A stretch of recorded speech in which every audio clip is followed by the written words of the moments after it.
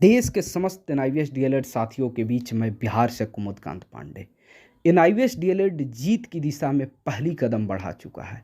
Supreme court में हमारा जो ट्रांसफ़र पिटीशन लिस्टेड था वह एक्सेप्ट हो गया है। संबंधित राज्यों को नोटिस कर दिया गया है और हाई कोर्ट में जिन केसों को हमने सुप्रीम कोर्ट में ट्रांसफ़र कराया है उसके हाई कोर्ट में सुनवाई पर सुप्रीम कोर्ट ने स्टे कर दिया है, रोक लगा दिया है। अब इन सभी पिटीशन की सुनवाई सुप्रीम कोर्ट खुद करेगा, मेरिट के बेस पर करेगा, जो कि अगली सुनवाई अब जुलाई महीने में होगी। हमारे वकील मनदीप कालरा सर का कहना है कि जिन भी राज्यों के हाई कोर्ट में एनआईवीएस डीएलएड से संबंधित रीट पिटीशन या जो भी केस पेंडिंग है उन सभी केसों को तत्कालिक रूप से इस ट्रांसफ़र पिटीशन के साथ जुड़ जाना चाहिए, ताकि हमारे इस ट्रांसफ़र पिटीशन को बेहतरीन मजबूती मिले, ताकि हम लोग कामयाब हो सके। आप कल्पना करिए, मात्र 2 राज्य यूपी और बिहार के हाई कोर्ट के पिटीशंस आज गए थे जिसको सुप्रीम कोर्ट ने एक्सेप्ट कर लिया है। यदि कई राज्यों के पिटीशंस जाएं तो सुप्रीम कोर्ट कितना इंटरेस्टेड होगा और निश्चित रूप से हम लोग एक दिन कामयाब होंगे।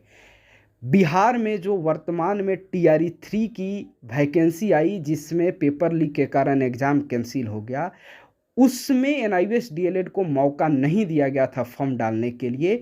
इस ट्रांसफ़र पिटीशन के बहाने मैं उम्मीद करता हूं कि आने वाले समय में टीआरई 3 के लिए सुखद खबर सुनने का मौका मिलेगा। हम लोग उम्मीद करते हैं और प्रयास में लगे हुए हैं कि किसी भी तरीके से हम लोग इस एग्ज़ाम से पहले फॉर्म डालने के लिए कामयाबी हासिल कर पाएँ। मैं सभी साथियों से आग्रह करता हूं कि अभी भी हमारे एवार मनदीप कालरा सर का पेमेंट बकाया है। हमने पेमेंट उन्हें नहीं कर पाए, कम पेमेंट होने की वजह से सिर्फ सीनियर वकील का पेमेंट हुआ।